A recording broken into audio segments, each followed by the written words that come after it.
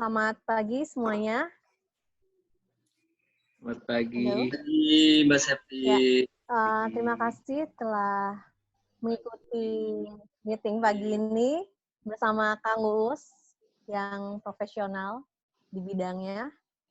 Kemudian sebelum kita mulai acara hari ini adalah mengenai persoalan PPh wajib pajak pribadi dan pelaporannya. Jadi kalau ada masalah mengenai pelaporan pajak penghasilan pribadi yang ingin dilaporkan, tepat sekali Anda mengikuti acara ini. Kemudian acara ini pembicaranya adalah Pak Uus Sujana, SEMM, sebagai profesional dan akademisi di bidang pajak. Saya akan membacakan CV beliau terlebih dahulu. CV beliau bernama Uus Sujana SEMM, lahir di Tasikmalaya 15 Maret 1976, tinggal di Kota Bandung.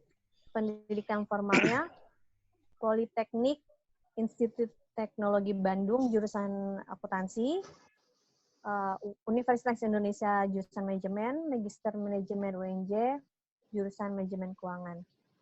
Kemudian pendidikan non formalnya ada banyak ya. Ada USKP Privat Pajak, Astra Management Program, HRM, FEUI, Advanced Accounting FEUI, Privat Pajak B dan C, International Taxation, Transfer Pricing dan Transaksi Hubungan Istimewa dan di Darussalam Tax Center Jakarta, ISO 9001-2000 dan QMS. Kemudian training for trainers, employee opinion survey analyst, workshop tax forming di PwC, keren nih. Kemudian ada Indonesia Mining Workshop Jakarta. Profesional dan academic experience-nya berada di PT Triset Indonesia sebagai divisi Human Capital Management, PT Pama Persada Nusantara di divisi Finance, Accounting, Tax and Budget. Kemudian ada BMD Training, Membership and Benchmark Instructor, PT Shell Indonesia, Instruktur Subkontraktor Mining Companies, PT PGN Indonesia, Waskita, BI, dosen, ada banyak nih ya Pak Uus ya. UNJ tahu nggak nih Bu? Ada 4. Cukup kayaknya. Mercu berarti sama kayak Pak Akos ya di Mercu Buana. Terus ada di masih nunggu Pak Akos lagi itu Mercubuana. Oh, nunggu ACC. Kemudian, di STIE Ekonomi sini ya, Rawamangun. STIE mana nih Pak? Lanjut. Dosen STIE. Okay. Dosen Lembaga Pendidikan Bandung. Bandung. Bolak-balik Bandung berarti ya? Iya, bolak-balik Bandung. Wow. Biar nggak itu gosong. Bolak-balikin.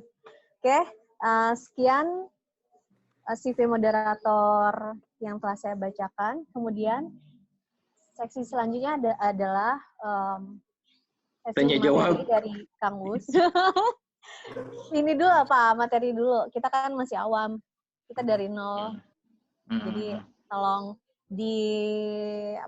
dipaparkan sedikit materinya seputar pajak agar kami tahu yang awam-awam ini. Ya, dipersilakan Kang Uus. Oke. Materinya ya. Bismillahirrahmanirrahim. Assalamualaikum warahmatullahi wabarakatuh. Waalaikumsalam warahmatullahi wabarakatuh. Ya.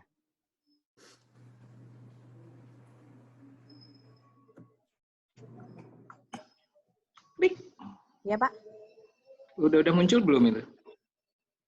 Slide-nya. Udah ya. Oke.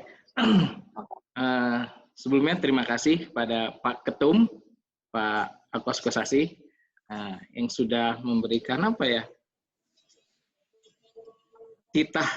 sudah nitah saya untuk memberikan materi ini. Sebenarnya masih banyak suhu-suhu nih. Ada Pak Edi, mohon maaf Pak Edi, saya hanya menyampaikan apa yang saya dapat di waktu kuliah dulu sampai sekarang. terus sama suhu-suhu yang lainnya. Oke, teman-teman, mungkin ya di akhir bulan Maret lalu seharusnya kita sudah melaporkan kewajiban kita ya, itu pelaporan SPT PPH wajib pajak orang pribadi. Namun kan ada perpanjangan ya, kalau nggak salah ada perpanjangan sampai ke bulan April ini. Nah, kira-kira teman-teman sudah pada melaporkan semua belum? Sudah Pak Paus, udah. Belum. Nah, berarti kalau yang sudah, sebaiknya lab aja dari sini. Dadah Paus.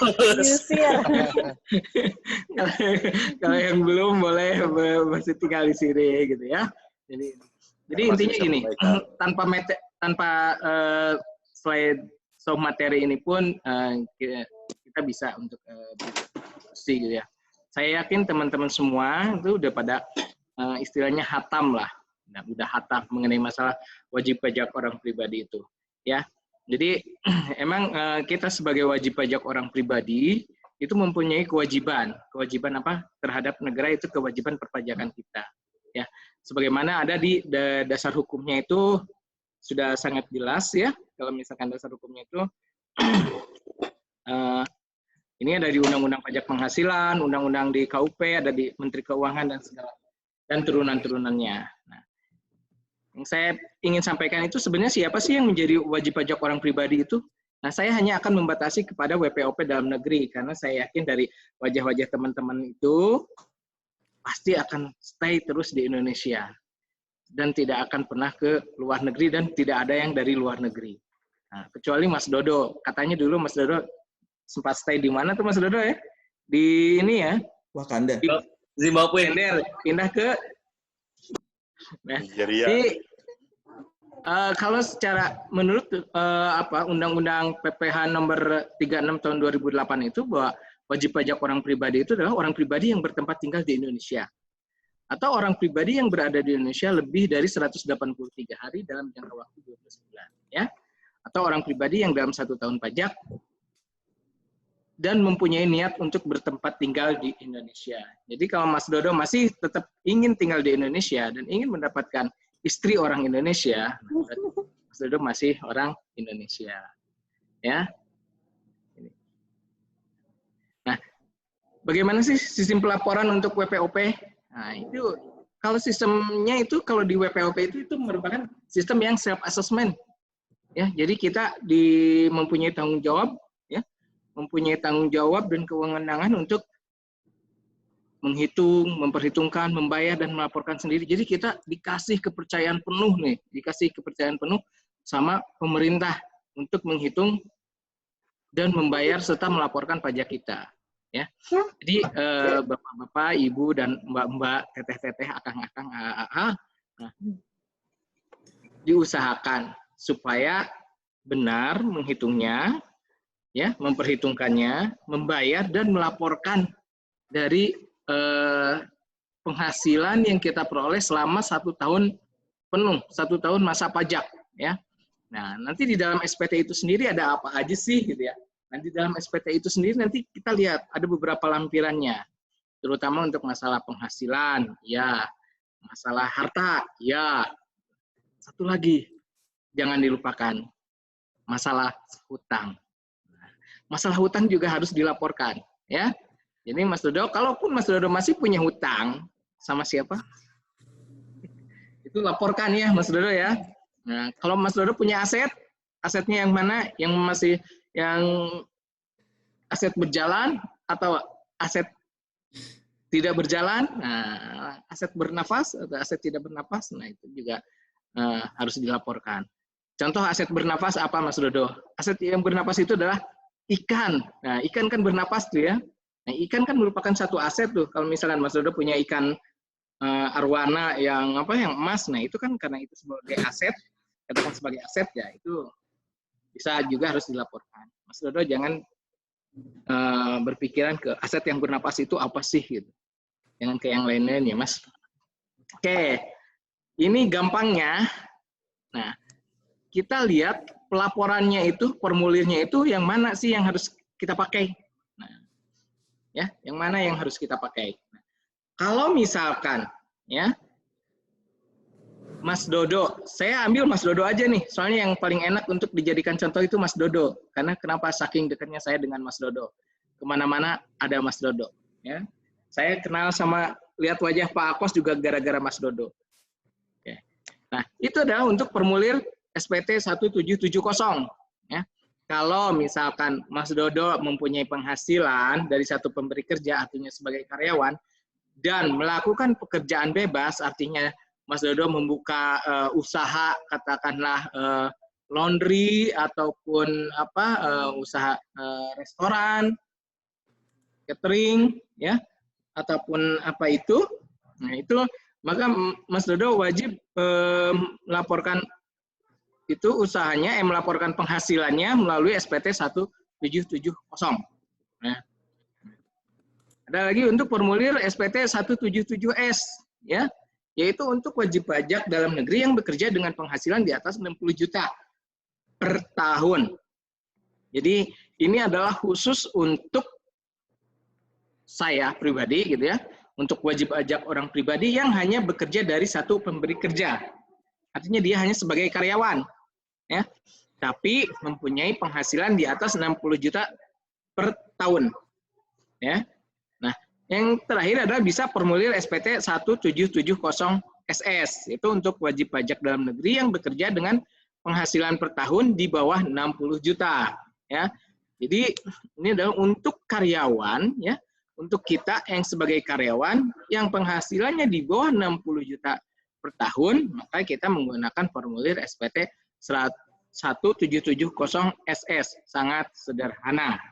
Jadi seperti itu ya. Jadi ingat-ingat nanti Bapak dan Ibu, formulir mana sih yang harusnya digunakan oleh kita sesuai dengan kondisi dan keadaan kita yang sebenarnya. Oke, jadi kalau misalnya kita selain karyawan, kita mempunyai pekerjaan bebas, sudah baru ke 1770. Sebagai karyawan, tapi kita penghasilan kita kurang di bawah 60 juta, itu 1770SS. Kalau di atas 60 juta, ya itu 1770S. Seperti itu ya. Oke. Cara melaporkannya gimana? Manual dan elektronik. Kalau saya dulu manual itu biasa saya datang langsung ke KPP. Kebetulan karena rumah dekat dengan kantor pajak. Kadang-kadang dulu kalau nggak sempat gitu, kalau pas lagi kerja itu saya bisa di pojok pajak biasa ada di mal-mal, ya. Atau bisa dikirim melalui pos tercatat, ya, atau perusahaan jasa ekspedisi. Nah, sekarang pemerintah, khususnya Dirjen Pajak itu mempermudah kita untuk melaporkan secara elektronik, yaitu dengan e-filing. Ya. Jadi saya saja sudah mulai dari tahun 2015 saya baru menggunakan e-filing. Ya. Nah, untuk agar dapat melakukan e-filing itu gimana sih? Nah, ya, jadi kita harus mendapatkan e-PIN terlebih dahulu yang bisa didapatkan dari KPP. Kalau biasanya kalau dulu, mungkin sampai sekarang juga itu untuk permintaan e-PIN itu biasa dilakukan secara kolektif kalau di perusahaan, ya. Jadi biasa sih perusahaan mau memfasilitasi untuk mendaftarkan karyawannya untuk mendapatkan e-PIN terlebih dahulu di KPP. Nah, setelah kita mendapatkan e-PIN, baru kita bisa melaporkan secara elektronik dan teman-teman bisa mengunjungi atau melihat di portal web pajak.go.id di e-filing itu sendiri. Itu gampang banget kok. Asal caranya kita harus siap sediain yang namanya Nah, ini untuk e-filing itu gampang banget lah. Jadi hanya untuk download from aktivasi e-PIN dan aktifkan e-PIN Anda ya di KPP terdekat sudah aktif, baru buat akunnya. Jadi ingat NPWP sama password itu harus ingat nih. Nanti kita buat NPWP, ada NPWP dan passwordnya harus ingat. Baru kita masuk ke e-filingnya. Nanti kita bisa lihat di e-filing itu ada laporan-laporan yang sudah kita buat, ya.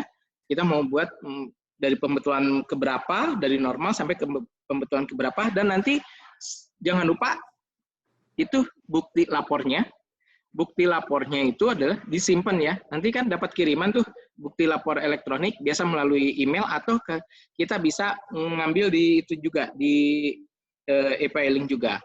Nah, tapi kalau sebelum misalkan nih dalam perhitungan di pajak kita itu kurang bayar, jangan lupa bayar dulu ya, store dulu ke ke bank persepsi ya atas kekurangan pembayaran pajak kita, terhitung dari 1 tahun nih, setelah dikurangi kredit pajak kita yang sudah kita dipotong sama baik oleh pemberi kerja ataupun sama kita yang sudah menjadi cicilan angsuran. Nah itu bisa menjadi kredit pajak kita. Jadi kurang lebih ini singkat seperti itu ya teman-teman untuk pembahasan khususnya wajib pajak orang pribadi sama pelaporannya. Nah, kalau misalkan teman-teman kita batasin ya, jadi teman-teman mau menanyakan masalah wajib pajak pribadi, monggo nanti silahkan Bu Septi untuk mencatat semua pertanyaan-pertanyaannya, nanti kita bisa diskusikan. Nanti kalau misalkan saya ada kekurangan nanti bisa ditambahkan oleh ada Pak Edi nih, ada Pak Akos, ya. Jadi untuk materi sengaja mohon maaf saya jadi hanya bisa menyampaikan sampai di sini saja dulu. Silakan kalau misalkan ada pertanyaan dan lain-lain, monggo. Monggo Mbak Septi. Ya, terima kasih banyak Kang Us. Kayak gimana semuanya mengenai pemaparan Kang Us, kira-kira udah ada pertanyaan yang disiapkan, boleh langsung ditanyakan sekarang. Pak Dodo, kira-kira tolong munculkan di layar. Kalau ada yang ingin bertanya, boleh diaktifkan videonya dan di-unmute. Kira-kira siapa?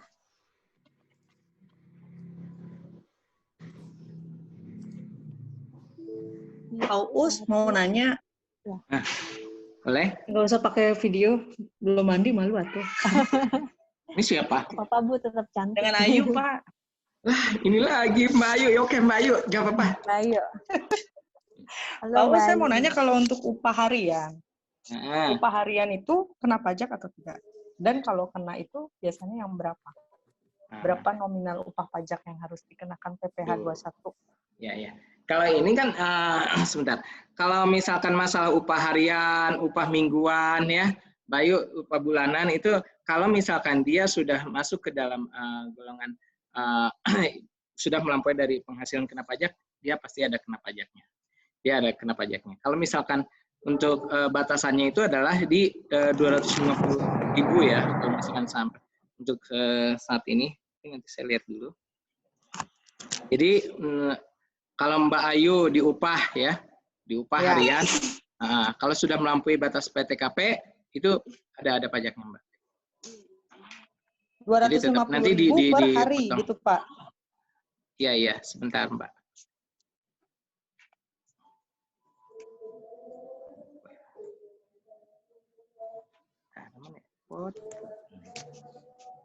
Saya harus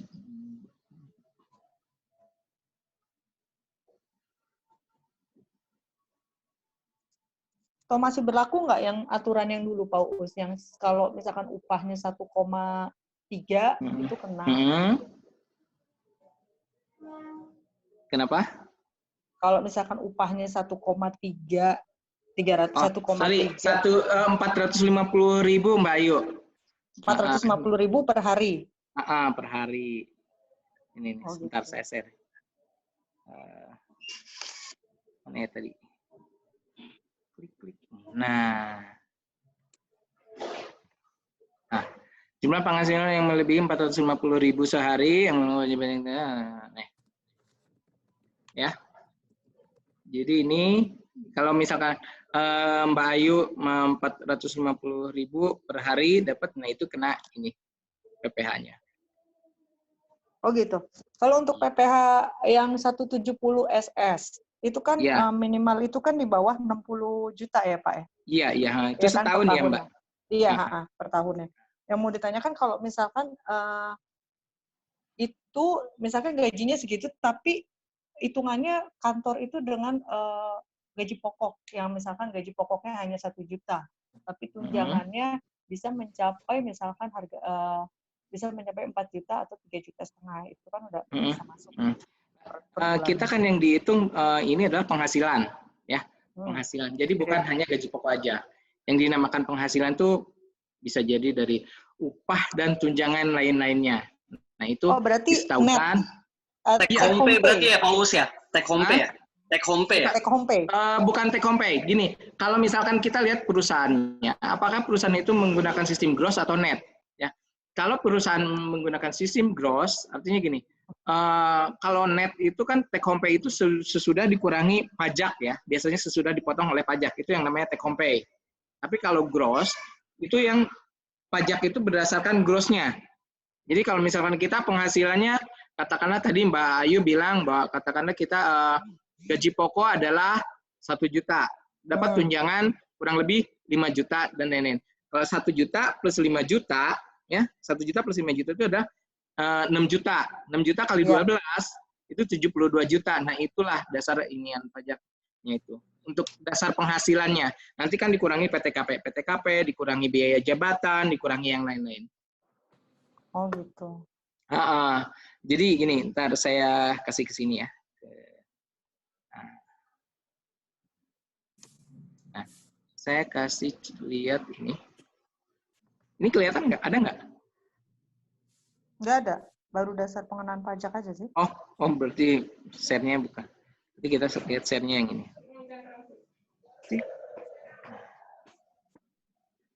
Saya udah. Belum ganti ya?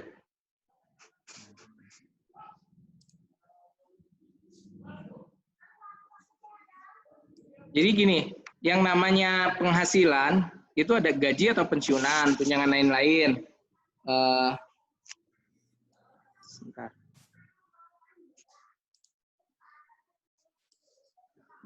Di stop ini aja dulu, Kang, stop share. Habis itu ntar dibuka lagi. Iya, nyari ininya di mana ya? Bentar, saya stop. Bentar.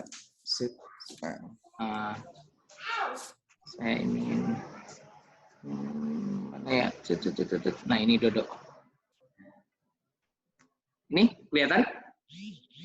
Oke. Kelihatan ya? Ya. Nah, ini jadi yang namanya ini penghasilan bruto. Nih, penghasilan bruto ya. Kalau neto kan biasanya kita sudah terima dari bersihnya ya. Kalau yang namanya take home pay itu udah bersih, udah masuk ke saku kita lah, ke rekening kita. Itu udah dipotong pajak dan segala macamnya. Tapi kalau untuk penghitungan dari pajaknya itu sendiri adalah berdasarkan dari penghasilan bruto. Itu ada gaji, pensiun atau THT atau JHT, tunjangannya, tunjangan lain-lainnya, uang lembur dan sebagainya, ada honorarium, ada premi asuransi yang dibayar pemberi kerja, ada bonus ya dan segala macamnya. Nah, ini menjadi apa istilahnya yang akan dijadikan sebagai dasar perhitungan untuk menghitung besaran penghasilan bruto yang nantinya akan jadi penghasilan kena pajak. Nah, nanti kan ada iuran biaya jabatannya itu 6 juta ya per tahun maksimal ya. Jadi yang namanya biaya jabatan itu bukan hanya untuk orang-orang yang pegang jabatan. Bukan hanya seperti misalkan Mas Dodo, karena Mas Dodo adalah direktur, dia ada pengurangan biaya jabatan ini. Bukan yang gitu. Tapi biaya jabatan itu adalah untuk semua wajib pajak ya. Itu untuk semua wajib pajak yang ini tetap gitu ya. Nanti ini biaya jabatan. Iuran pensiun. Nah, ini iuran pensiun atau iuran THT, JHT. 1% ya, Pak ya? Kenapa? Hitungannya berapa persen, Pak? 5% ya? Biaya jabatan. Ya, ada batas maksimalnya 6 juta. Jadi ya, batas maksimalnya 6 juta atau berapa persen gitu, Pak, kalau nggak salah? Iya, ada ininya, Mbak. Sebentar. Itu maksimalnya 5%, Mbak. 5% ya, betul. Atau maksimal 6 juta gitu ya. Biaya jabatan sebesar 5%, maksimal itu atau setinggi-tingginya 500.000 ya sebulan ya. Kalau setahun itu 6 juta berarti ya. Oke. Itu untuk semua pegawai tetap. Ya, jadi bukan hanya untuk orang-orang atau yang memegang jabatan itu sendiri.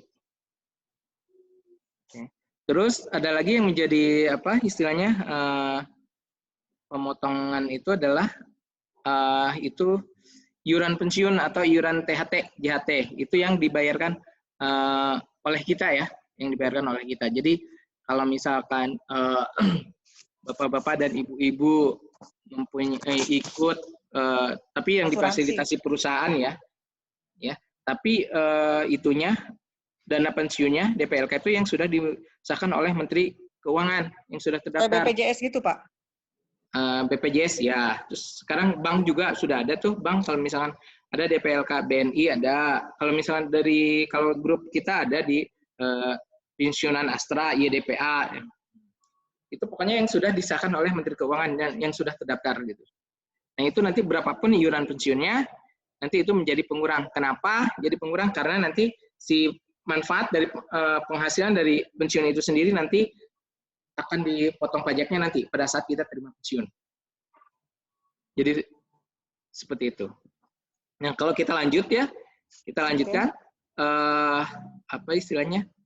Tadi sudah dapat jumlah penghasilan bruto katakanlah dari si Kang Dodo itu adalah sekitar 700 jutaan per tahun. Nah ada biaya jabatan 6 juta setahun, iuran pensiunnya karena Mas Dodo ikut YDPLK yang sudah difasilitasi oleh perusahaan dan sudah terdaftar di Menteri Keuangan, dia ikut dengan iuran per tahunnya itu kurang lebih sesudah diakumulasikan dulu 62 juta, jadi jumlah pengurangnya itu adalah 68 juta.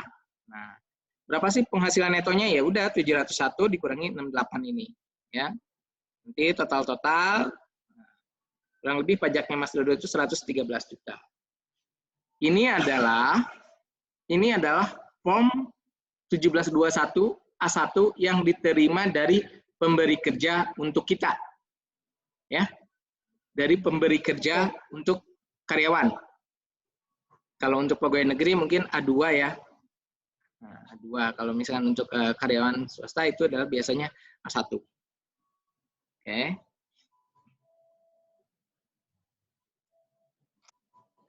Sip. Oke.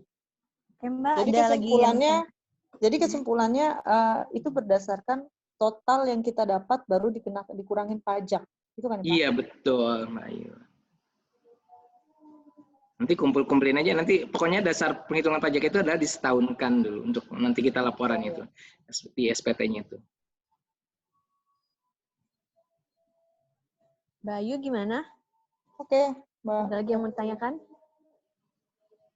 Yang mau ditanyakan? Udah cukup, Mbak Ayu? Cukup, nanti saja saya tanya lagi, Japri. Oke, siap. Kemudian pertanyaan selanjutnya ada Pak Adi. Pak Adi, bisa dibuka Pak Adi? Mana Pak Adi? Di sini Pak Adi mau bertanya, sudah beberapa tahun terakhir saya belum pernah lapor PPH baik offline maupun online. Saya beranggapan karena saya karyawan untuk pajak secara otomatis sudah dipotong pajak. Jadi kadang suka agak males lapor lagi. Itu bagaimana Pak? Pak Adi mana Pak Adi? Pak Dodo, bisa di-shoot Pak Adinya?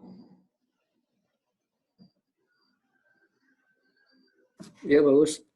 Ya, gimana Pak Adi? Langsung aja. Iya, bagus. Udah beberapa tahun terakhir ini nggak pernah lapor-lapor tuh, bagus.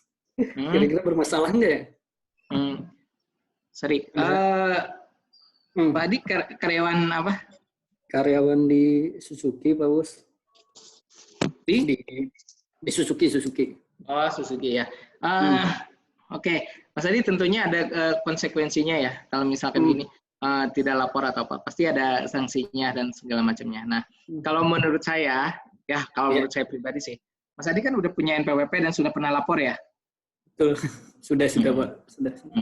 Ya, kalau menurut saya sih, itu nggak apa-apa lapor, walaupun itu telat, tapi nanti pasti ada sanksinya ya. Sanksinya itu telat lapor, ya. Kurang lebih ya maksimal 1 juta lah kalau nggak salah kalau untuk SPT PPH orang pribadi itu. Nah, itu per tahun 1 juta Pak? Iya, per tahun. Jadi kalau misalkan total saya 3 tahun berturut-turut belum lapor, kurang lebih sekitar 3 gitu. Kurang lebih sekitar 3 juta. Tapi kalau misalkan ini usahakan kalau bisa lapor aja dulu yang sekarang, Mas. Iya. Yang terakhir yang tahun ini. Ini kan belum, masih ada enak tuh, masih diperpanjang tuh sampai April. Nah, jangan lupa nanti 1721 A1-nya udah dapat belum? Kayaknya sih dapat dari kantor sih, Pak. Ya. Tapi saya belum sempet cek lagi sih. Biasanya kita dapat dari kantor tuh, Pak. Iya, biasanya kantor membagikan paling maksimal paling itu di Februari, pertengahan Februari. Cuma kemarin karena saya nggak terlalu care ya sama itu, jadi mungkin dibagikan setiap tuh memang dibagikan ke teman-teman gitu, karyawan, tapi ya karena sejauh ini nggak ada sanksi gitu ya, jadi udahlah biasa. Dan itu bukan kebanyakan teman-teman seperti itu gitu akhirnya, Pak. Jadi gini, Mas, enaknya gitu, kita tuh enaknya sebagai karyawan itu, kita hanya laporan, hanya istilahnya hanya copas aja sih, copy paste aja. Jadi copy paste dari pasti masuk ke 1770S ya, Mas Adi ya. Iya. Nah, itu enaknya kita hanya ngopi paste doang sih, nggak perlu ngitung yang lain-lainnya, karena kita kan hanya full sebagai karyawan dari pemberi satu kerja aja. Betul. Jadi seperti itu, Mas. Mendingan cuma tinggal input coba aja laporan yang tahun terakhir aja, tahun terakhir dulu aja. Tapi sejauh ini sanksinya hanya itu aja, Pak, denda itu aja. Iya, hanya itu aja. Kecuali kalau misalkan nanti ada emang misalkan Mas Adi ternyata pernah mempunyai ada pekerjaan bebas dan itu udah dipotong PPh sama pihak pemberi kerja yang lain. Nah, itu nanti dan pihak pemberi kerja yang lain itu melaporkan. Nah, nanti itu bakal ada kelihatan karena kan sekarang udah mulai sistem online nih. Nah, tapi Mas Adi jangan khawatir, nanti tinggal minta aja itu bukti potong ke si pemberi kerja yang memberikan pekerjaan itu terhadap Mas Adi gitu. Iya. Oke, bagus. Thank you, bagus. Ya, sip. Kang Us. Ya. Ya, untuk yang denda itu kalau yang pribadi 100.000 nggak usah. Tapi yang 1 juta yang badan itu nggak usah. Iya, yang badan. Nah, yang badan 1 juta per perusahaan ya, kalau pribadi itu 100.000. Jadi nggak usah khawatir gitu, mending dilaporkan gitu, khawatir. Mending dilaporkan aja, nggak usah khawatir. Ya, Pak. Terima kasih, Pak. Ya. Jadi untuk laporannya sangat mudah. Jadi kita hanya meng-copy paste aja. Meng-copy paste dari apa yang udah kita dapat. Nah, nanti saya kasih ininya ya. Iya. Sebenarnya sih udah pernah udah pernah lapor kita di tahun-tahun awal kerja gitu, Pak. Kita sempat kelewat 1 tahun, terus kemudian 2 tahun dan nggak ada sanksi. Jadi keenakan ya. Udah biasa aja gitu kan. Karena menurut nggak ada ini gitu. Nggak ada sanksi gitu kan. Nggak ada sanksi, cuma 100.000 kok. ini ya. Orang dari sini doang ya, dari sini. Cuma pasti ke sini. Gampang amat. Sama lampirannya jangan lupa diisi lampirannya ini. Kalau misalkan punya penghasilan lain-lain, ada bunga, royalti, sewa, penghargaan, dilaporkan juga. Penghasilan yang tidak termasuk objek pajak juga ini ada. Misalkan Mas Dodo dapat warisan dari calon mertua, enak banget ya. Calon mertua udah dapat warisan. Nah, itu jangan lupa Mas Dodo ini juga. Nah, ini sebagai bukti pemotongan dari pihak yang lain, pihak pemberi kerja ataupun pihak lain, ini kita laporkan juga karena ini nanti akan dihitung sebagai pemotong kredit pajak kita di depan nanti di ini 1770S. Nah, untuk lampiran 2, lampiran 2 seperti biasa, ini untuk penghasilan yang dikenakan PPh final. Ini kalau ada, kalau nggak ada kosongin aja. Nah, ini yang harus diisi. Jangan lupa, jangan dilewatin. Tadi saya udah bilang bahwa apa-apa yang namanya harta pada akhir tahun dan kewajiban atau utang pada akhir tahun lampirkan sama susunan keluarga. Untuk ini saldonya ya, kalau untuk utang itu saldonya. Kalau ini untuk harta itu adalah pada saat harga perolehan. Misalkan Mas Dodo dulu beli apartemen di Green Pramuka ya, Mas Dodo ya.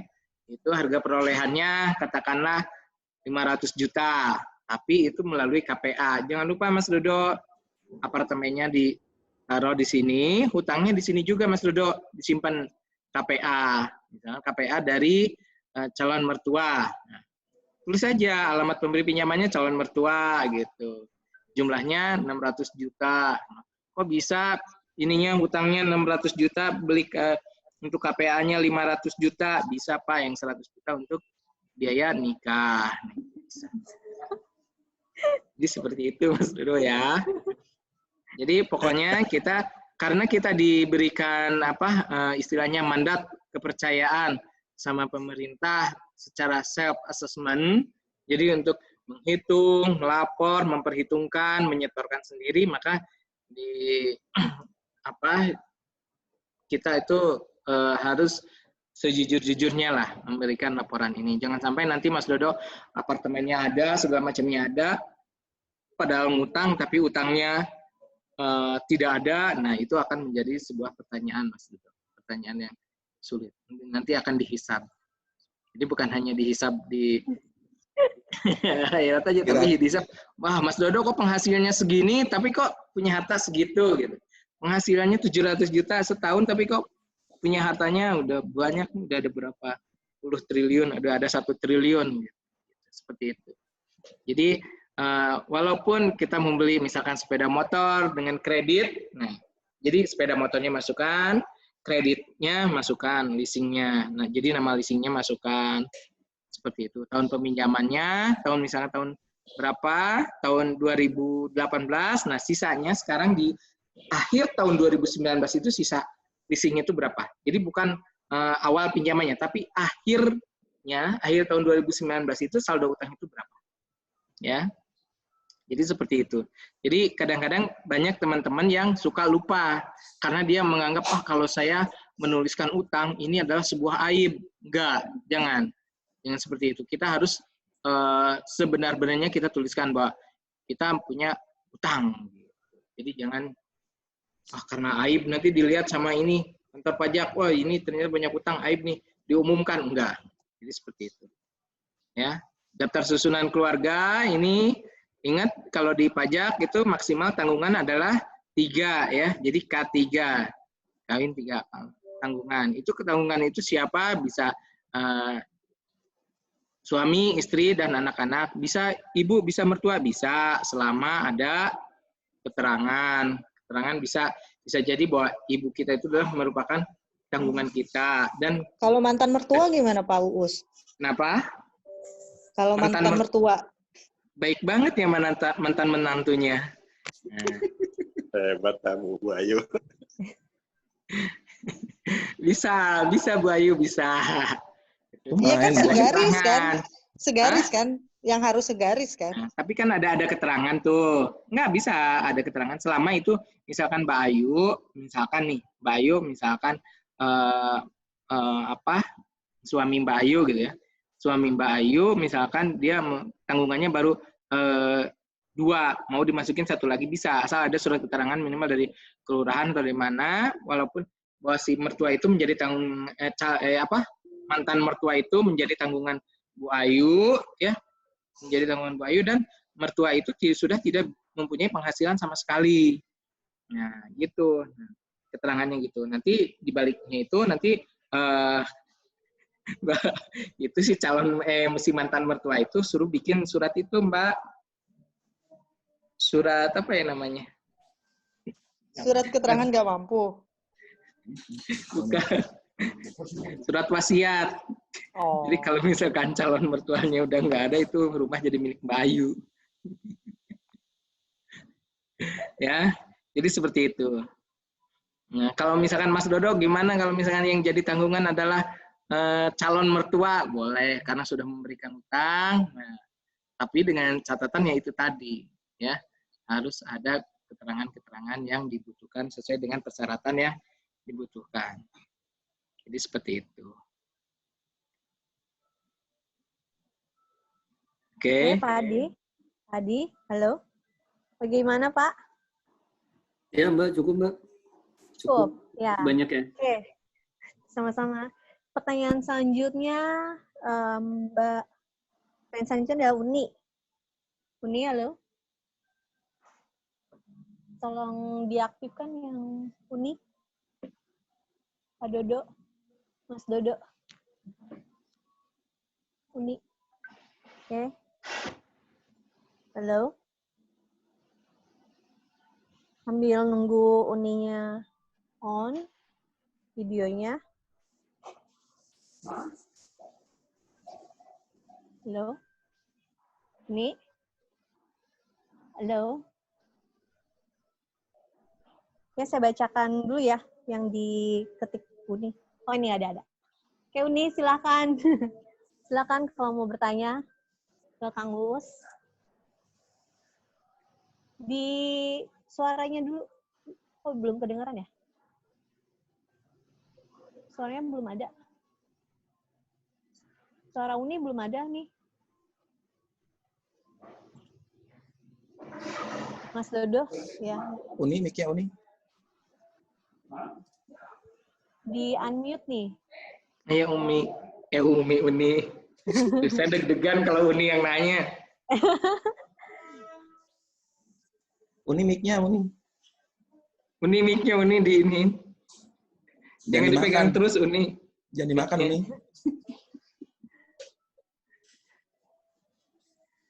Ya, Uni ini mau bertanya mengenai NPWP suami. Jadi pas Uni mau bayar pajak, katanya disuruh masukin aja ke NPWP suami. Ya, itu ya. Jadi gini. Ini mana Uni? Nah, Uni, silakan nih. Ya, Un. Oke, jadi gini teman-teman, khususnya ibu-ibu atau mbak-mbak yang mempunyai, kalau ibu-ibu pasti udah mempunyai suami ya mungkin, dan mbak-mbak yang sudah bersuami, untuk wanita itu dia bisa NPWP itu bisa mengikuti suami ya, jadi bisa mengikuti suami ataupun bisa terpisah sendiri-sendiri. Kalau misalkan secara terpisah maka dia dianggapnya adalah sebagai single. Ya, single. Tapi kalau misalkan istilahnya ke Uni itu ngetik. Istilahnya kalau misalkan bagaimana sih Pak kalau misalkan seorang istri NPWP-nya untuk ikut suami bisa gitu.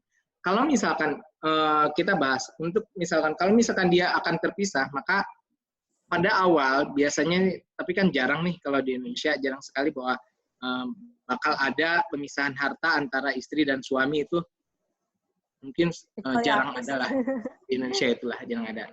Tapi kalau misalkan NPWP mengikuti suami, nah itu bisa jadi nanti Uni pada saat perhitungan PPh di si suami nanti ada yang namanya penghasilan istri itu ada nanti di sini ada nggak ya?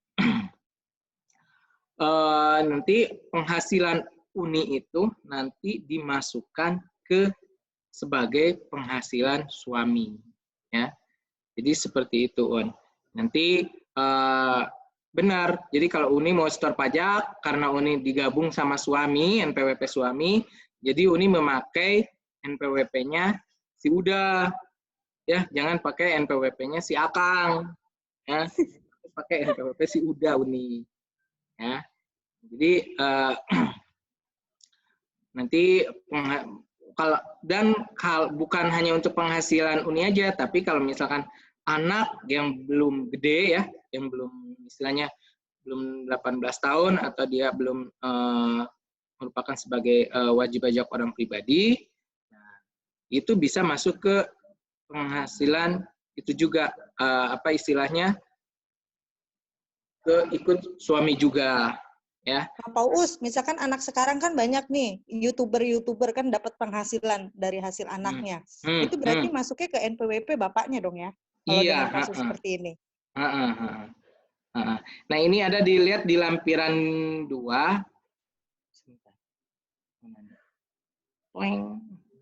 Nih, wah Uni. Gimana Uni?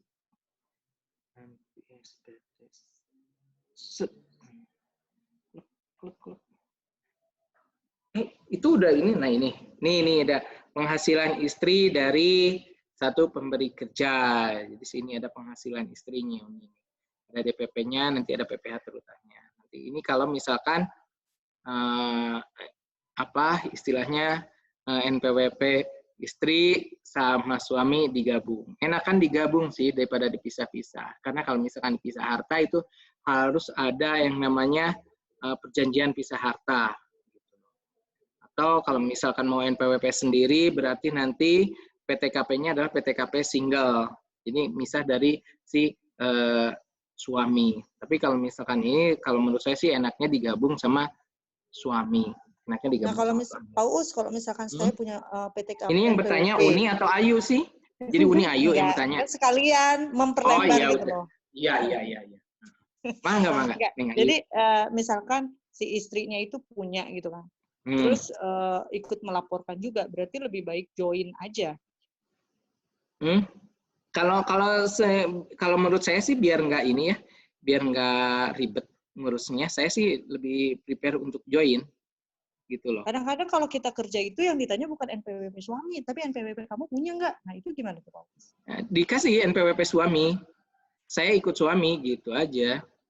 Kalau di tempat saya itu di ini mau sendiri atau ikut suami, banyak yang ikut suami. Nah nanti di sini NPWP-nya 001. Biasanya kan kalau suami doang 00. Kalau ikut suami nanti 000 gitu 1. Jadi biasanya kalau di tempat saya sih kebanyakan yang ini ikut. Itu pelaporannya berarti suami aja, istri nggak ikut, nggak maksudnya Iya. pajak suami nanti aja. Betul. Nanti pada saat akhir tahun, nah yang dilaporkan hanya NPWP si suami aja. NPWP suami, tapi di sini jangan lupa Mbak Ayu, ini kan ada penghasilan istri nih, penghasilan istri dari satu pemberi kerja. Iya, itu dimasukin kan? Ini dimasukin, jangan lupa. Ya. Berarti Pak Aus, pembebanan pajaknya sudah auto proses ke NPWP suami ya? Ini kata Uni. Iya.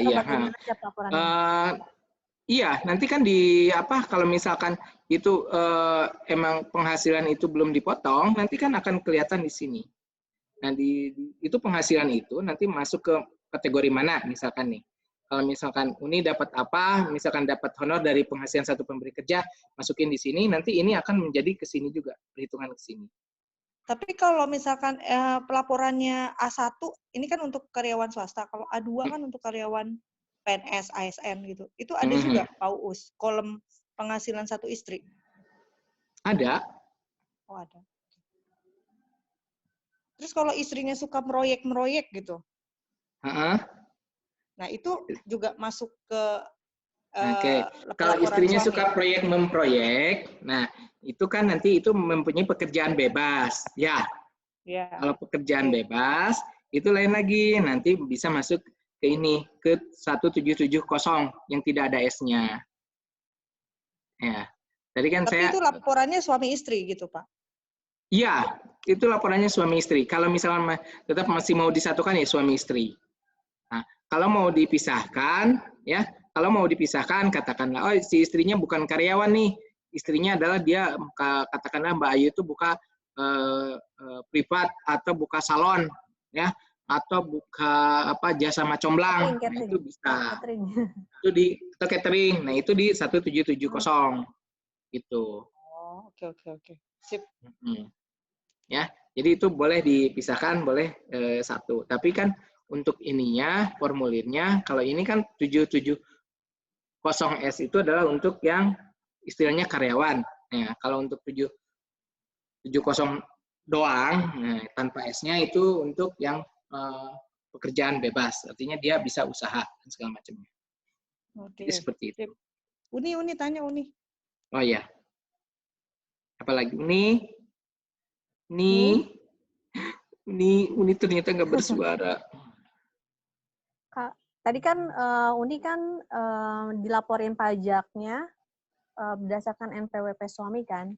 Itu plus minusnya kalau sendiri dengan berdua itu gimana? Dengan suami misalnya, jika NPWP-nya menggunakan istri aja atau atas nama suami, ada bedanya nggak plus minusnya? Selama ini hanya di administrasi aja ya. Selama perhitungan pajaknya itu benar, ini hanya ribetnya di administrasi. Jadi artinya kalau si istri ikut suami, dia cukup melaporkan satu laporan aja. Jadi udah nempel ya.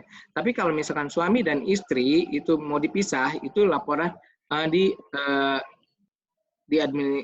administrasinya berarti dua laporan. Nah, tapi untuk PTKP-nya si istri dianggapnya single. Istri dianggapnya single. Anak-anak itu masuk ke suami. Jadi gitu. Jadi sebenarnya sih untuk perhitungan pajaknya kalau misalkan ini nggak terpengaruh sih, nggak berpengaruh. Cuma administrasinya aja.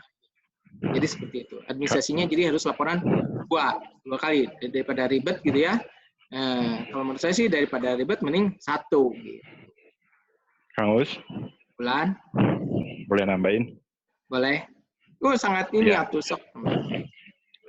Ya kalau penghasilan istrinya itu dia kena tax bracket 10% misalnya. Pada saat dia masuk ke penghasilan suami dan suaminya kena tax bracket 25%, itu otomatis penghasilan istri ada kurang bayar pajak. Biasanya yang istrinya dimasukkan ke suami, nanti suami itu akan ada kurang bayar pajak itu. Kurang bayar pajak itu karena itu tadi si istri dipotong dengan tax bracket 10%, sedangkan pada saat masuk ke SPT suami itu tax bracketnya sudah maksimal misalnya 20 atau 25%. Jadi tetap ada resikonya juga sih. Biasanya sih kasus-kasusnya tuh ada kurang bayar. Gitu. Kira-kira mungkin itu tambahannya. Iya. Nah, terima kasih Pak Kos. Nah, nanti itu kalau misalkan beda layer ya. Kalau misalkan beda layer, pada saat nanti perhitungan penjumlahannya itu adalah katakanlah itu kan ada sekarang itu ada 5% ya. Nah, kalau misalkan saat Unitata mempunyai penghasilan nih dengan si Uda, misalkan penghasilan Uda itu adalah setahunnya itu adalah 500 juta. Ya, tapi penghasilan Uni juga itu adalah 500 juta. Nah, di situ kan kalau misalnya kita jumlahkan itu jadi 1 miliar. Ya, kalau jadi 1 miliar itu berarti nanti Uni penghasilan yang kalau digabungkan itu udah masuk ke layer 3 ya, ke layer 30%. Ke layer terakhir paling tinggi. Tapi kalau misalkan di masing-masingin juga 500 juta, nah itu baru masuk ke layer ke-3 ya. Nah, itu emang benar nanti tapi misalkan itu akan berubah kurang bayar kalau misalkan antara penjumlahannya itu akan merubah layernya atau menambah penghasilan yang signifikan. Tapi kalau misalkan ternyata pada saat penjumlahannya penghasilan itu masih dalam satu kelompok layer yang sama, nah kemungkinan besar itu untuk kurang bayar tidak ada lah. Kalau misalkan ternyata PPh Uni yang dipotong 5% dan itu 5% kalau dijumlahkan itu ada masih kurang dari 50 juta setahun atau itu baru itu tidak akan kena. Tapi kalau misalkan sudah dijumlahkan itu akan membentuk layer yang di atasnya, nah nanti itu akan timbul kurang bayar. Jadi seperti itu. Nah, jadi bisa diinikan. Ada administrasinya sama potensi kurang bayarnya itu sendiri. Gimana Jadi nih? boleh dipilih. Udah close belum nih? Halo? Oke. Halo. Oke, pertanyaan selanjutnya, Mas Uus. Oki. Ini Mas Oki ya? Saya Edi, Mbak Septi. Oh, Mas Edi mau nambahin boleh? Oh, Mas Edi. Oh ya. Ya ikut diskusinya ya. Boleh. Jadi mungkin nambahin dikit yang dijelasin Mas Uus. Jadi pertama, kalau saya simpulkan, kalau ini saya tadi baru baca juga nih, belajar juga nih. Jadi di Indonesia itu kan sistem pemungutan pajaknya pakai stelsel campuran, katanya gitu tadi. Yeah. Jadi stelsel campuran itu adalah terdiri dari stelsel real sama dokumentaran ya Pak Us. Ya, siap. Sama stelsel fiktif. Jadi dalam tahun berjalan itu udah diprediksi kayaknya pajaknya berapa, jadi dipotong kayak pegawai itu gajian dipotong gitu ya Pak Us ya. Nah, itu tax sale fiktifnya. Tax sale realnya itu di akhir tahun dihitung ulang berapa pajaknya nih kalau kebetulan sama, jadi nihil gitu kan? Ya. Jadi akhir tahun tetap wajib lapor, store, dan memperhitungkan sendiri itu jadi wajib itu. Jadi sampai nggak dilakukan karena nanti ada pidananya nih ternyata nggak cuma 100.000 ternyata di KUP-nya yang terbaru di pasal 389 itu ada unsur pidana yang timbul nanti gitu. Kalau yang kurang kedua, bayar ya Pak? Kalau sengaja nggak lapor SPT, sengaja ya kategorinya. Jadi nanti kalau ditanya jangan ngomong sengaja mungkin ya kalau menurut saya, Mas Mas Adi tadi ya. Khilaf gitu ya. Khilaf. Khilaf. Ya. Nanti kalau sengaja itu dianggap melawan undang-undang gitu kan. Jadi khilaf nih. Jadi Pak Us nggak lapor. Khilaf lupa ini ternyata gitu ya. Kalau sengaja larinya ke pidana larinya gitu. Kemudian yang tadi yang barusan dibahas itu terkait bracket tadi itu betul bisa ada kenaikan ya seperti contoh yang Mas Us sampaikan tadi. Memang saya baca di pasal 8 Undang-Undang PPH tadi barusan itu kalau ada istri, mundur dulu sebelumnya ya.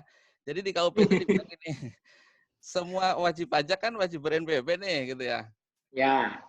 Salah satunya yang tidak wajib adalah wanita kawin. Betul. Wanita kawin tuh nggak wajib nih kalau belum kawin, wajib belum nikah ya. Gitu. Ya. Nah, di situ kecuali wanita kawin yang pisah harta. Nah, itu wajib tuh. Nah, tadi Mbak Ayu ya? Mbak Tata. Oh, Mbak Tata. Nah, masih ingat kan? Itu sama orang pajaknya ditanyain, suruh gabung ke suami, alasannya apa gitu. Nah, kalau alasannya karena memang seorang istri, itu betul. Tapi kalau istrinya pisah harta sama suami, itu tetap harus ber-NPWP, kan gitu ya. Nah di sini kemudian nyambung ke pasal 8, itu memang ada kewajiban setiap penghasilan istri itu harus digabung ke suami. Sehingga kemungkinan potensi terjadi bracket perubahan bracket itu sangat potensi banget gitu ya. Gitu. Nah, tapi ada satu lagi kecuali ini yang perlu dicatat nih, mungkin Mbak Tata masuk kriteria nih. Coba kita lihat nih apakah dia masuk. Kriteria itu satu, wanita ini bekerja di satu pemberi kerja, udah dipotong 21, gitu ya. Itu pertama, kriteria pertama. Kriteria kedua, wanita tadi penghasilannya tidak ada hubungannya atau kaitannya dengan usaha atau pekerjaan bebas suami. Nah, itu nanti penghasilan istri yang seperti ini, itu nanti akan dilaporkan saja oleh suami dan bersifat final. Gitu. Jadi si AR tadi mungkin menurut saya advice-nya itu udah bagus. Jadi karena kalau nanti Mbak Tata tetap ber-NPWP, itu jadi menggabung penghasilan. Jadi ada dua yang perlu garis bawahi, ada penggabungan penghasilan, ada penggabungan NPWP. Nah, wanita kawin yang memenuhi dua syarat tadi, kalau dia tetap ber-NPWP itu wajib menggabungkan penghasilan. Nah, ketemulah bracket lebih tinggi. Tapi kalau dia tidak ber-NPWP, itu tidak wajib menggabungkan penghasilan. Jadi wanita kawin karyawati itu kalau menggabung NPWP jadi nggak menggabung penghasilan. Tapi kalau dia tidak ber-NPWP, maka terjadi kewajiban menggabung penghasilan. Gitu. Nah, sehingga kalau si Mbak Tata hanya seorang karyawati, memenuhi dua syarat tadi, sebaiknya jangan ber-NPWP. Atau NPWP-nya gabung ke suami gitu ya. Iya. Nanti kalau nggak jadi kena bracket lebih tinggi. Dan nanti bersifat final oleh suami, jadi hanya dilaporin doang oleh suami. Gitu, mungkin nambahin dikit itu aja. Sip. Terima kasih banyak Pak Edi atas pemaparannya. Kemudian pertanyaan selanjutnya ya, ada Mas Oki. Mas Oki, Mas Duduk bisa tolong tampilkan Mas Oki? Ini udah. Ayo. Om, Moki. Mas Oki. Di sini Mas Oki bertanya sambil nunggu Mas Oki muncul. Jika perusahaan melakukan pemotongan pajak untuk karyawan, sebaiknya setiap bulan atau setiap tahun, atau setiap proyek yang dikerjakan. Setiap proyek terkadang dipotong PPh 2-3% oleh perusahaan pemberi kerja. Bagaimana? Nah, ini dia, Mas Oki. Halo, Oki. Oke, Ki, ini apakah aku mau bertanya kembali, apakah ini pemotongannya itu statusnya itu sebagai karyawan atau seperti apa nih, Ki? Atau coba Mbak Septi diulang lagi. Mungkin ada ini status. Jika perusahaan melakukan pemotongan pajak untuk karyawan, sebaiknya untuk karyawan, oke. Ya, setiap bulan, atau setiap tahun, atau setiap proyek yang dikerjakan. Nah, setiap proyek terkadang dipotong PPh 2-3% oleh perusahaan pemberi kerja. Bagaimana, Pak? Oke, jadi gini, Ki, kalau perusahaan itu biasa motong pajak karyawannya itu adalah setiap bulan, Ki. Ya. Jadi itu emang ada kewajiban PPh pasal 21 itu adalah per masa. Jadi masa itu adalah per bulan, ya. Jadi tidak tiap 3 bulan, 6 bulan atau 1 tahun sekali.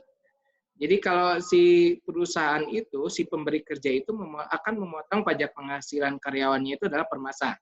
Jadi, nah, nanti pada saat akhir tahun Desember, nah itu akan dilakukan perhitungan ulang selama si karyawan itu mempunyai penghasilan selama masa dalam 1 tahun pajak, ya. Nanti itu akan dihitung ulang, kan biasa dapat bonus atau segala macam tuh di akhir tahun itu. Nah, nanti itu akan dihitung ulang dan itu adalah realnya si karyawan selama 1 tahun itu dia mendapatkan penghasilan berapa, nanti pajaknya baru dihitung lagi. Nah, terus yang masalah tadi, yang namanya karyawan kan, kalau karyawan tetap kan ininya sudah apa istilahnya, untuk pemotongan PPh pasal 21-nya itu kan sudah sudah rutin ya.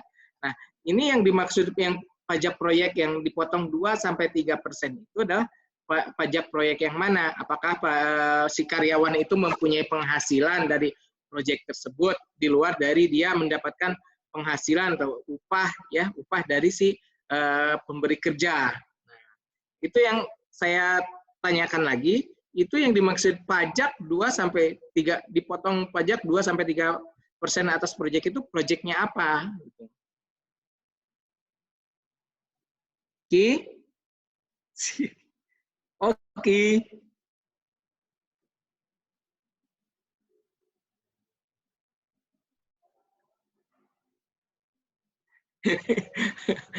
Bro, weh. Kayaknya nggak mau Pak. Hah? Ya, barusan Ki ada Ki. Halo? Woi, bro.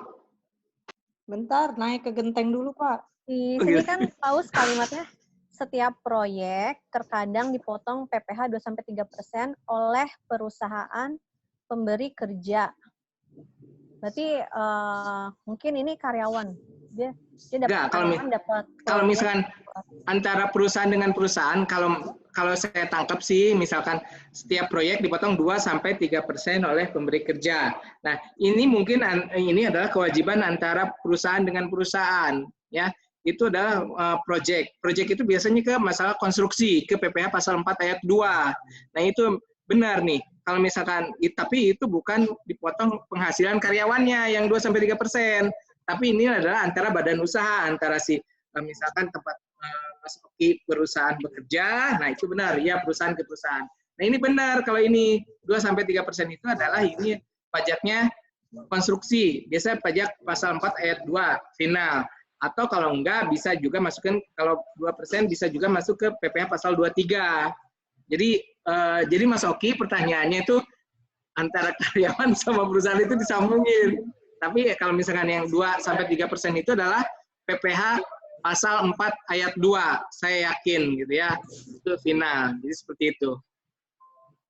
Jadi benar Mas Oki, kalau setiap proyek, kalau kita ini dapat proyek dan melakukan pengerjaan proyek ya, itu nanti akan dipotong PPh pasal 4 ayat 2 ya.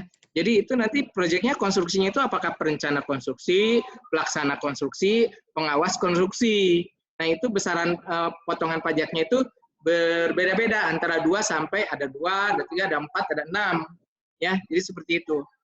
Jadi kalau yang ini bukan PPh pasal 21, tapi PPh pasal 4 ayat 2 atau bisa masuk ke PPh pasal 23. Jadi begitu Mas Oki. Mas Oki? Mas Oki, ketik aja Mas Oki. Ketik aja.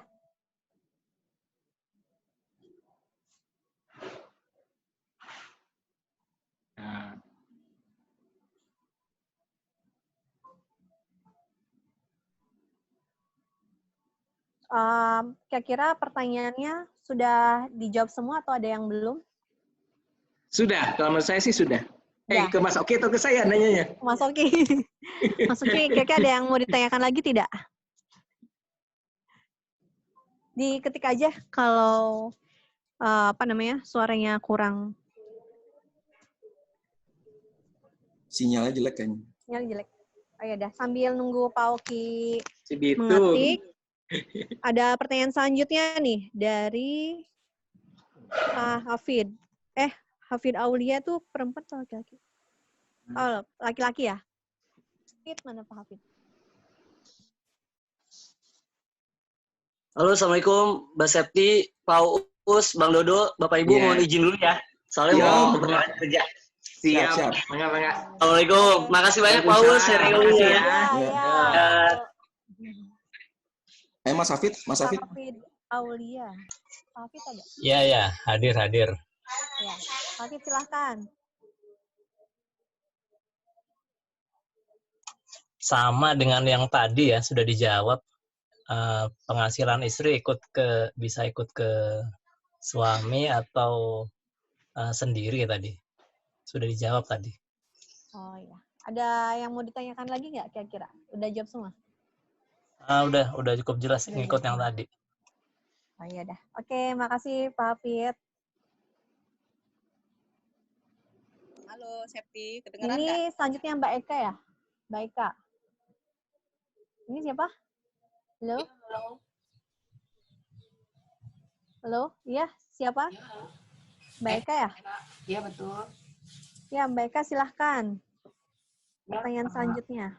Ya, Pak Uus mau tanya, kalau misalkan kita punya utang, tapi utangnya itu atas nama orang lain, contohnya kita ambil mobil, tapi atas nama orang lain, itu kira-kira dimasukin ke pajak atau enggak ya? Tapi mobilnya itu punya kita. Mbak. Pinjam KTP ya, Kak? Iya. Oke. Banyak tuh yang sekarang kayak gitu, apalagi untuk hindarin B-checking gitu kan, atau pihak pajak progresif gitu loh. Itu secara nyata-nyata itu utangnya utang siapa? Utang kita, misalkan gitu, utang kita. Oh ya. Tapi Kalau misalkan nama orang lain pada saat di perbankannya gitu. Oh, pada saat di perbankannya nama orang lainnya. Ini sih sebenarnya gini. Ini nanti mohon ini Pak Edi ya tambahannya. Kalau misal gini, kalau kita berutang dengan menggunakan nama orang lain, apakah itu istilahnya diakui itu sebagai utang kita? Nah, jadi gini, kalau prinsip pengakuan itu adalah bukti biasanya kalau di pajak itu ya Mbak ya. Ya. Jadi kalau misalkan bukti utang itu apa? Bukti utang itu adalah kita tercatat sebagai debitur ya. Debitur atau kreditur? Debitur ya.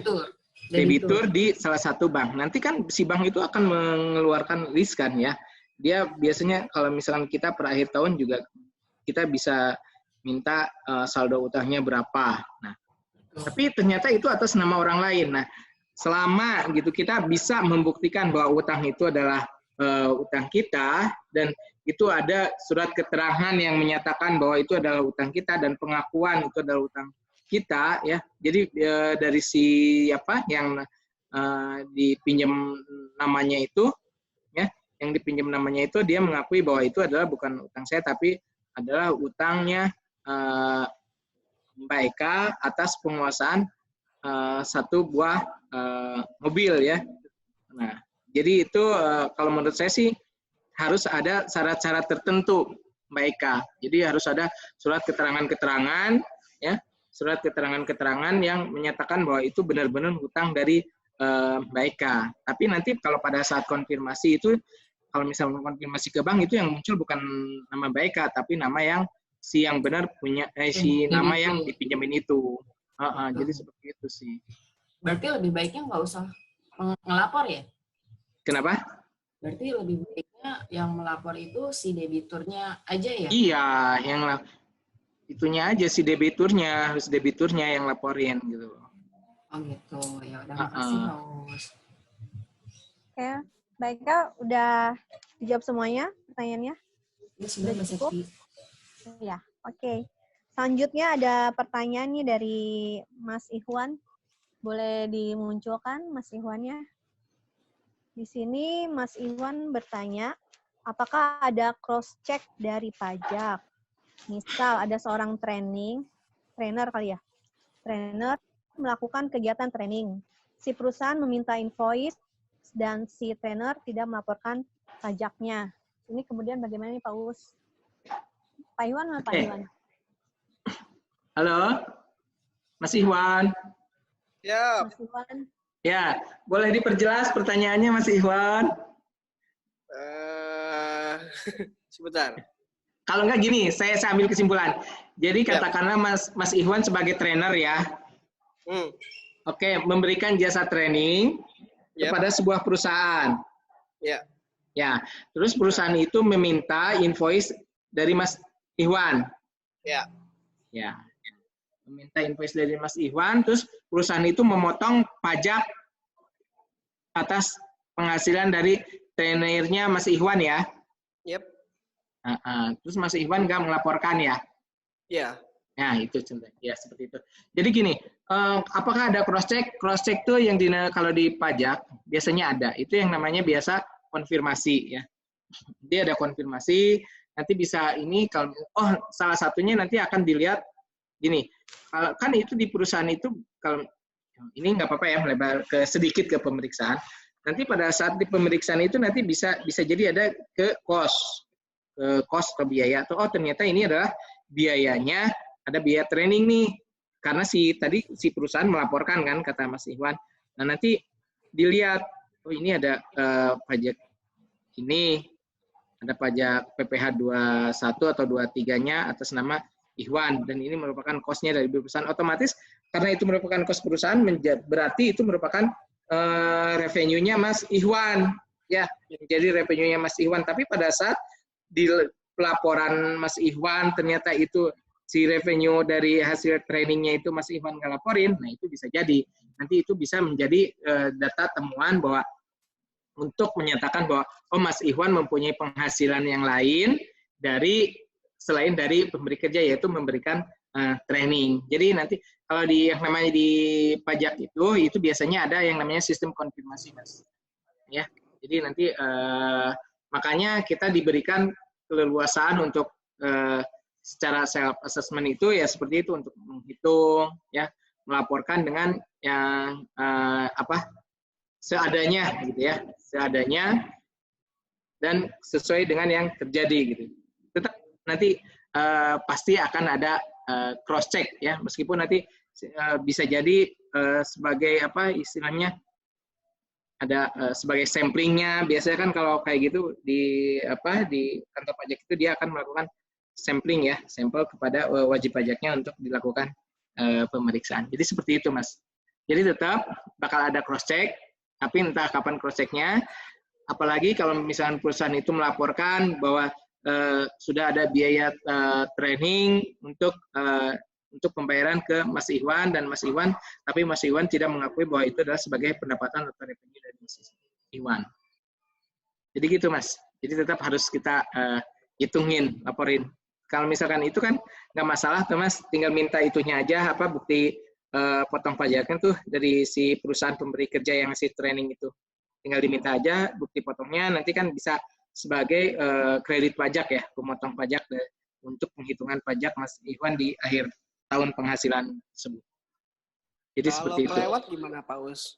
Maksudnya kelewat? Kalau kelewat lapor, bisa ditambahin nggak? Kalau kelewat lapor ya, kalau lupa ya, kealfaan ya. Ya paling misal kalau misalkan Mas Ikhwan mau melakukan, sarannya sih satu, bisa melakukan pembetulan SPT, itu bisa ya. Bisa nanti otomatis nanti bisa jadi dari pembetulan itu sendiri bisa menghasilkan, bisa jadi apakah nihil atau ke kurang bayar. Nah, nanti kurang bayarnya tinggal store aja. Jadi seperti itu sih. Dalam misalkan kan kita masih bisa dikasih waktu dan dikasih ini untuk melakukan pembetulan SPT. Karena saya juga pernah beberapa kali melakukan pembetulan SPT PPH pribadi saya gitu. Jadi seperti itu. Itu masih bisa, Mas. Selama itu belum dilakukan pemeriksaan ya, Mas ya. Belum final di dalam melakukan pemeriksaan itu sendiri. Gitu. Pak Uus, pembetulan itu bisa sampai kapan, Pak Uus? Lah? Pembetulan itu biasanya dalam...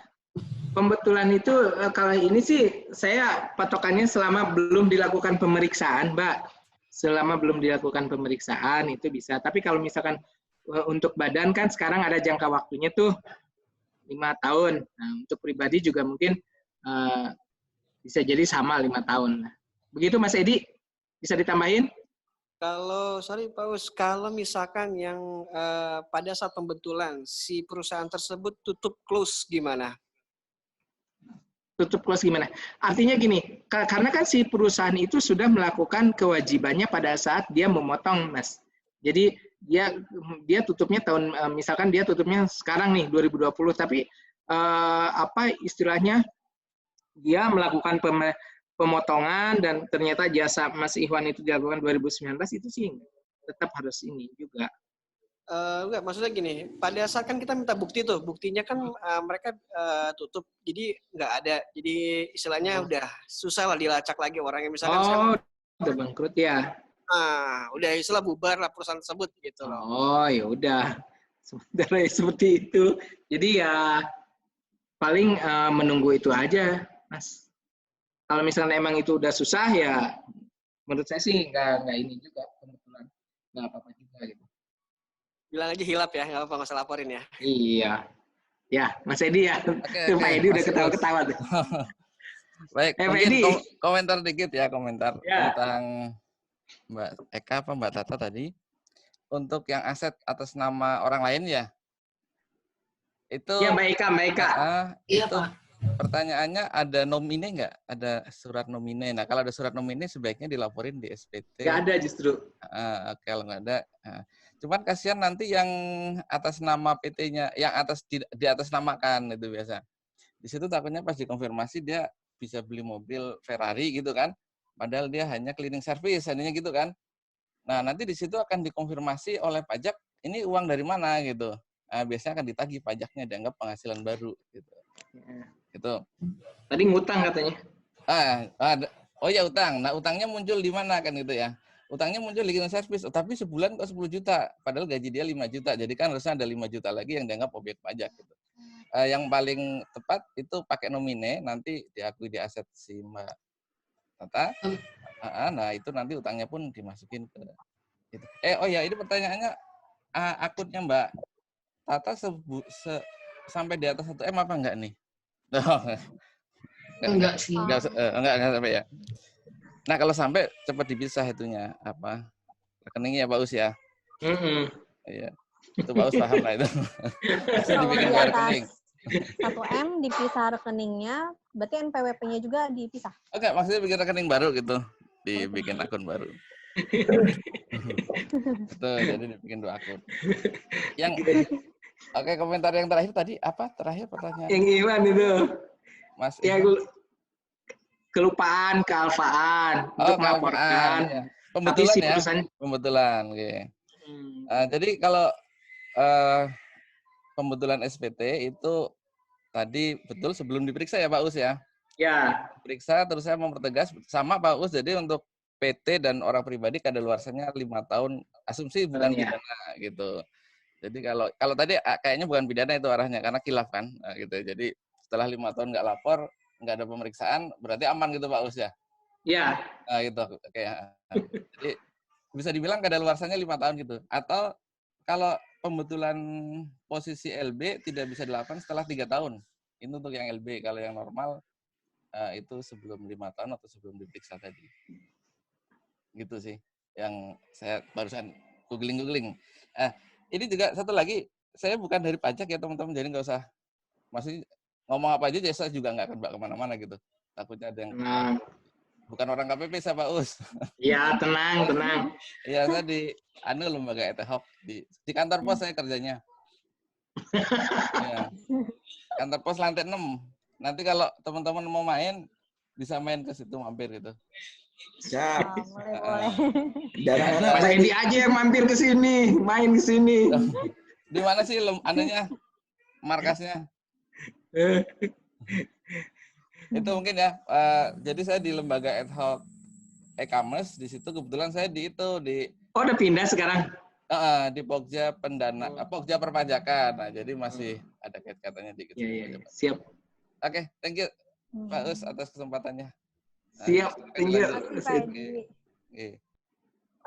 Ada pertanyaan terakhir nih, selanjutnya dari Mbak Ayu. Mbak Ayu, halo, Mbak Ayu. Iya, Pak Us nanya lagi. Ya. Untuk perhitungan pengembalian pajak.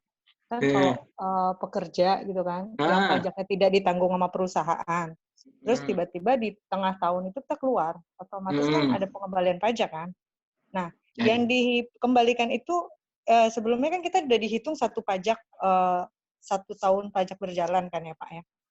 Berarti yang dihitung itu yang belum berjalan, misalkan kita bulan Agustus, berarti yang dikembalikan September, Oktober, November, Desember.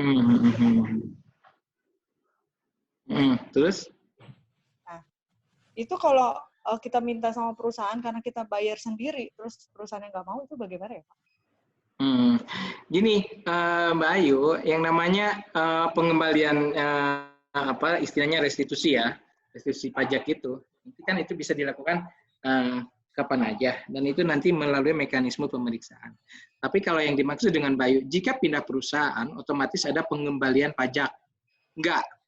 Kalau pajak pekerja yang dibayar oleh pekerja kan harus dibalikin. Enggak Mbak. Jadi gini, itu adalah pajak yang sudah kita bayar, pajak saat yang kita udah bayar pada saat kita bekerja di satu pemberi kerja di satu perusahaan, itu adalah hitungan pajak untuk penghasilan kita pada saat itu.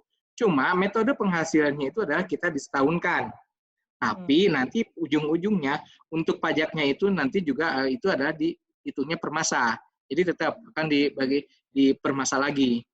Jadi kalau misalkan, saya udah bekerja di PTA nih, karena saya udah dipotong pajak, terus pada saat saya keluar, maka saya minta dibalikin lagi pengembalian pajaknya. Seperti itu? Enggak seperti itu. Nanti kalau misalkan pengembalian pajak itu nanti dihitungnya pada saat kita laporan di SPT tahunan kita hitung ulang tuh. Ya, kalau pada saat hitung ulang itu ternyata ada kelebihan, nah maka itu bisa kita memakainya untuk dikompensasikan atau dikembalikan, direstitusi. Tapi kalau untuk restitusi itu nanti melalui mekanisme pemeriksaan. Jadi tidak segampang, saya mau minta pengembalian pajak nih, karena saya udah kelebihan dipotong sama mereka gitu ya, sama si pemberi kerja. Jadi saya harus meminta pengembaliannya, akan dikasih gitu aja enggak, tapi harus melalui pemeriksaan. Jadi seperti itu, Mbak Ayu, ya. Itu pajak nanti dihitungnya per tahun gitu. Iya, pas setelah pelaporan pajak semuanya gitu kan, PPh 1700-nya udah dibagikan, itu ternyata kita ada kelebihan, bisa kita minta kan Pak? Bisa diminta, bisa dikompensasikan. Nah kalau diminta itu nanti ada mekanisme pemeriksaan, karena kan untuk mengeluarkan uang negara tuh, dibilangnya uang negara berarti harus ada mekanisme pemeriksaan itu sendiri. Nanti Mbak Ayu akan diperiksa untuk kebenaran data yang disampaikannya itu sendiri. Gitu. Terus Pak, kalau misalkan ada perusahaan baru kan otomatis kita masukin lagi. Nah ternyata pas di 170S-nya itu ternyata kita kurang bayar. Itu bagaimana? Karena kita menggabungkan antara potong pajak yang di perusahaan lama dengan potong pajak yang di perusahaan baru. Itu ada gap. Nah itu bagaimana? Gap. Apa karena itu kan atau gimana? Base penghasilan itu adalah per tahun Mbak Ayu ya. Nanti kan nanti Mbak Ayu kan dihitung lagi di 1770S itu. Nanti dari perusahaan A berapa, perusahaan B berapa, ya. nanti kan di perusahaan A itu kan sebenarnya udah dipotong tuh. Nanti kan itu menjadi kredit pajak. Nanti tadi itu kan dimasukin di lampiran berapa tuh? Poin berapa itu ada apa istilahnya jenis pemotongan PPh-nya. Ya, itu betul.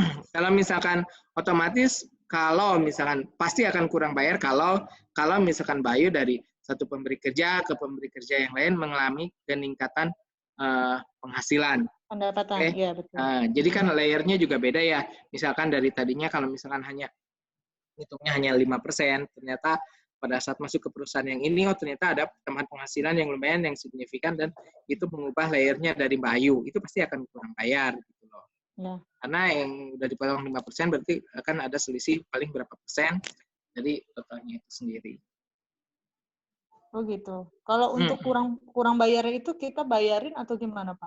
Ya bayar atuh, setorin. Minta ke Om Dodo, minta ke Om Dodo. Maksudnya nggak minta sama perusahaannya untuk di-adjust gitu loh, Pak. Kan ada perusahaan yang mau nge-adjust gitu loh. Artinya perusahaan yang bayarin, nanti kita bayar ke perusahaan. Bisa juga.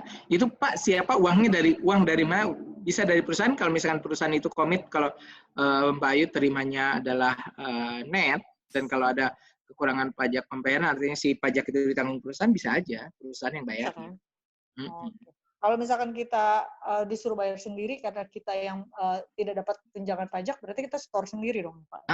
Tinggal store sendiri, gampang lah. Oh, nanti kalau mau nyetor gitu, boleh. Ke rekening pajak gitu, Pak? Iyalah, jangan ke rekening saya atau ke rekening Om Dodo atuh. Oke. Udah cukup jelas. Gimana, Mbak Ayu? Udah cukup. Udah cukup. Jelas. Ya. Ada selanjutnya ada Uni nih. Ini udah bisa, suaranya udah bisa. Aus, kedengeran nggak? Ada suara nggak? Ada. Alhamdulillah. Pak Uus, ini aku pengen nanya yang tadi itu, Pak. Jadi kan kalau misalkan aku dapat kerja, itu kan pasti si klien itu akan memberikan surat tanda tagih pajak, tanda bayar pajak kan. Nah, tapi itu sama si Uda harus dilaporin lagi nggak? Karena kan itu sebenarnya sudah clear ya, atau sudah diproses secara otomatis gitu. Itu gimana, Pak? Bu Tata kerjanya itu istilahnya berkesinambungan atau apa, merupakan satu karyawan atau gimana? Enggak, bukan, kan freelance aja. Jadi kan kita associate nih, misalnya tuh di IPMI kita ditawarin training gitu kan. Nah itu kan waktu aku mau ngurus NPWP tuh teman yang di kantor pajak bilang, Bu itu suami istri aja Bu, sekarang mekanismenya mau dibikin kayak gitu kan, bahwa suami istri. Nah sehingga akhirnya tuh aku selalu kalau terima training pasti pakai NPWP udah gitu. Nah cuman kan itu setiap aku udah selesai, dia kasih bukti bayar pajaknya, Bu, ini bukti bayar pajak untuk proyek yang ini, gitu kan. Nah, masalahnya, itu selama ini kita nganggap itu udah pasti otomatis diproses di akunnya si Uda, di NPWP-nya Uda. Jadi, apakah itu seharusnya dilaporin lagi? Karena kan sebenarnya itu udah clear ya, dibayar oleh si klien, gitu.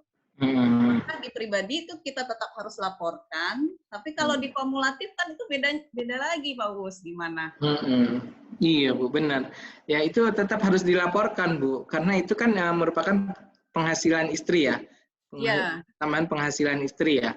Nah itu pasti akan seperti tadi yang dibilang sama Pak Edi, pasti itu akan menambah atau membeda layer ya. Misalkan kalau udah tadinya hanya di gini, pada saat Uni bekerja itu hanya dipotong misalkan kan karena penghasilannya di bawah 250 juta ya. Untuk sekali honor training itu 250 juta. Oh, kalau mau senyum aja. Iya, terus.